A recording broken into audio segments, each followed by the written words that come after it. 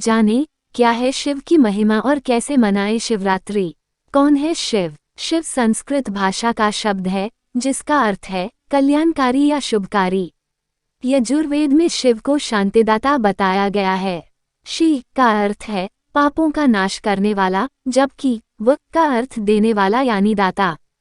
क्या है शिवलिंग? शिव की दो काया है, एक वह जो स्थूल रूप से व्यक्त किया जाए, दूसरी वह जो सूक्ष्म रूपी अव्यक्त लिंग के रूप में जानी जाती है। शिव की सबसे ज्यादा पूजा लिंग रूपी पत्थर के रूप में ही की जाती है। लिंग शब्द को लेकर बहुत भ्रम होता है। संस्कृत में लिंग का अर्थ है चिन्ह, इसी अर्थ में ये शिवलिंग के लिए इस्तेमाल होता है। शिवलिंग का अर्थ है शिव यानी परम पुरुष का प्रकृति के साथ समन्वित चिन्ह। शिव, शंकर, महादेव। शिव का नाम शंकर के साथ जोड़ा जाता है। लोग कहते हैं शिव शंकर भोलेनाथ।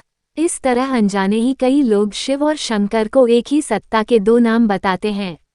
असल में दोनों की प्रतिमाएं अलग अलग आकृति की हैं। शंकर को हमेशा तपस्वी रूप में दिखाया जाता है। कई जगह तो शंकर को शिवलिंग का ध्यान करते हुए दिखाया गया है। शिव ने सृष्टि की स्थापना, पालना और विनाश के लिए क्रमशः ब्रह्मा, विष्णु और महेश भी शंकर का ही नाम है नामक 3 सूक्ष्म देवताओं की रचना की है। इस तरह शिव ब्रह्मांड के रचयिता हुए और शंकर उनकी एक रचना। भगवान शिव को इसीलिए महादेव भी कहा जाता है। इसके अलावा शिव को 108 दूसरे नामों से भी जाना और पूजा जाता है। अर्धनारीश्वर क्यों? शिव को अर्धनारीश्वर भी कहा गया है। इसका अर्थ यह नहीं है कि शिव आधे पुरुष ही हैं या उनमें संपूर्णता नहीं। दरअसल ये शिव ही हैं जो आधे होते हुए भी पूरे हैं। इस सृष्टि के आधार और रचयिता यानी स्त्री पुरुष शिव और शक्ति के ही स्वरूप हैं। इनके मिलन और सृजन से ये संसार संचालित और संतुलित है। दोनों ही एक दूसरे के पूरक हैं। नारी प्रकृति है और नर पुरुष। प्रकृति के बिना पुरुष बेकार है और पुरुष के बिना प्रकृति। दोनों का अन्योन्याश्रया संबंध है। अर्धनारीश्वर शिव इसी पारस्परिकता के प्रतीक हैं। आधुनिक समय में स्त्री पुरुष की बराबरी पर जो इतना जोर है, उसे शिव के इस स्वरूप में बखूबी देखा समझा जा सकता है।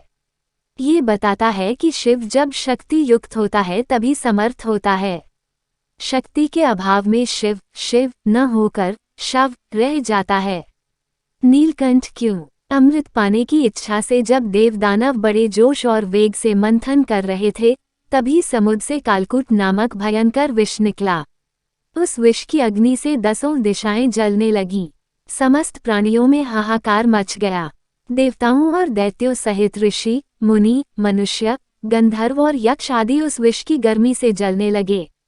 देवताओं की प्रार्थना पर भगवान शिव विषपान के लिए तैयार हो गए। उन्होंने भयंकर विष को हथेलियों में भरा और भगवान विष्णु का स्मरण कर उसे पी गए। भगवान विष्णु अपने भक्तों के संकट हर लेते हैं। उन्होंने उस विष को शिवजी के कंठ गले में ही रोककर उसका प्रभाव खत्म कर दिया। विष के कारण भगवान शिव का कंठ नीला पड़ गया और वे संसार में नीलकंठ के नाम से प्रसिद्ध हुए। भोले बाबा। शिव पुराण में एक शिकारी की कथा है। एक बार उसे जंगल में देर हो गई। तब उसने एक बेल वृक्ष पर रात बिताने का निश्चय किया। जगे रहने के लिए उसने एक तरकीब सोची। वह सारी रात एक एक पत्ता तोड़कर नीचे फेंकता रहा। कथानुसार बेल के पत्ते शिव को बहुत प्रिय हैं। बेल वृक्ष के ठीक नीचे एक शिवलिंग था।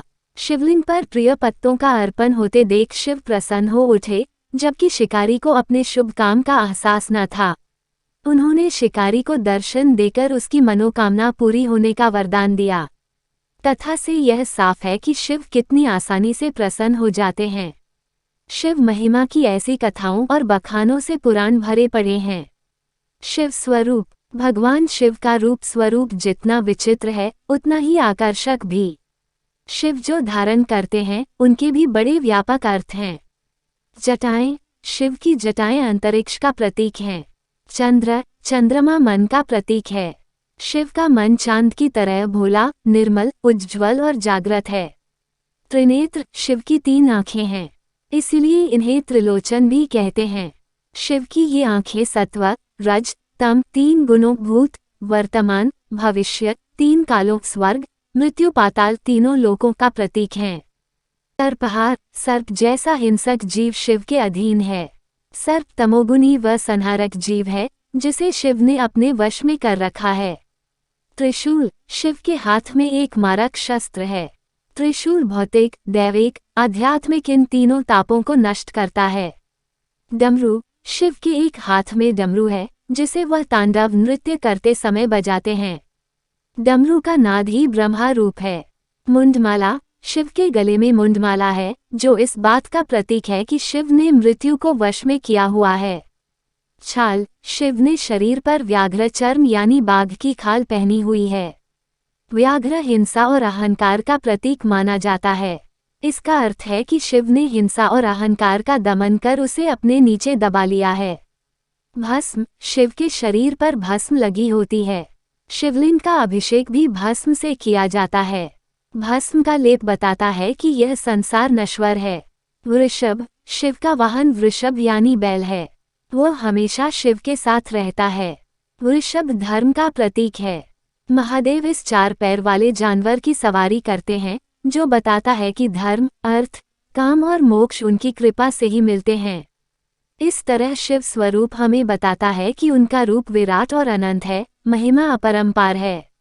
उनमें ही सारी सृष्टि समाई हुई है। महामृत्युंजय मंत्र, शिव के साधक को न तो मृत्यु का भय रहता है, न रोग का, न शोक का।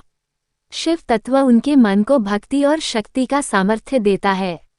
शिव तत्व का ध्यान महामृत्युंजय मंत्र के जरिए किया जाता है। इस मंत्र के जाप से भगवान शिव की कृपा मिलती है। शास्त्रों में इस मंत्र को कई कष्टों का निवारक बताया गया है। यह मंत्र यूं है: ओम त्र्यंबकम यजामहे सुगंधि पुष्टिवर्धनम उर्वारुकमिव बंधनात् मृत्युमुक्षयमृतात्। भावार्थ: हम भगवान शिव की पूजा करते हैं जिनके 3 नेत्र हैं, जो हर श्वास में जीवन शक्ति का संचार करते हैं और पूरे जगत का पालन पोषण करते हैं। उनसे हमारी प्रार्थना है कि वे हमें मृत्यु के बंधनों से मुक्त कर दें ताकि मोक्ष की प्राप्ति हो जाए, उसी तरह से जैसे एक खरबूजा अपनी बेल में पक जाने के बाद उस बेल रूपी संसार के बंधन से मुक्त हो जाता है। क्या है महाशिवरात्रि? भगवान शिव हिंदुओं के प्रमुख देवताओं में से एक हैं, जिन्हें हिंदू बड़ी ही आस्था और श्रद्धा के साथ स्वीकारते और पूजते हैं। यूं तो शिव की उपासना के लिए सप्ताह के सभी दिन अच्छे हैं, फिर भी सोमवार को शिव का प्रतीकात्मक दिन कहा गया है। इस दिन शिव की विशेष पूजा अर्चना करने का विधान है। हर महीने के कृष्ण पक्ष की चतुर्दशी को शिवरात्रि कहते हैं, लेकिन फाल्गुन मास की कृष्ण चतुर्दशी पर पड़ने वाली शिवरात्रि को महाशिवरात्रि कहा जाता है, जिसे बड़े ही हर्षोल्लास और भक्ति के साथ मनाया जाता है। शिवरात्रि बोधोत्सव है, ऐसा महोत्सव जिसमें अपना बोध होता है कि हम भी शिव का अंश हैं, उनके संरक्षण में हैं। माना जाता है कि सृष्टि की शुरुआत में इसी दिन आधी रात में भगवान शिव का निराकार से साकार रूप में ब्रह्मा से रुद्र के रूप में अवतरण हुआ था। ईशान संहिता में बताया गया है कि फाल्गुन कृष्ण चतुर्दशी की रात आदि देव भगवान श्री शिव करोड़ों सूर्यों के समान प्रभा वाले लिंग रूप में प्रकट हुए। ज्योतिष शास्त्र के मुताबिक फाल्गुन कृष्ण चतुर्दशी तिथि में चंद्रमा सूर्य के नजदीक होता है। उसी समय जीवन रूपी चंद्रमा का शिवरूपी सूर्य के साथ योग मिलन होता है। इसलिए इस चतुर्दशी को शिव पूजा करने का विधान है। प्रलय की बेला में इसी दिन प्रदोष के समय भगवान शिव तांडव करते हुए ब्रह्मांड को तीसरे नेत्र की ज्वाला से भस्म कर देते हैं। इसलिए इसे महाशिवरात्रि या जलरात्रि भी कहा गया है। इस दिन भगवान शिव की शादी भी हुई थी, इसलिए रात में शिव जी की बारात निकाली जाती है।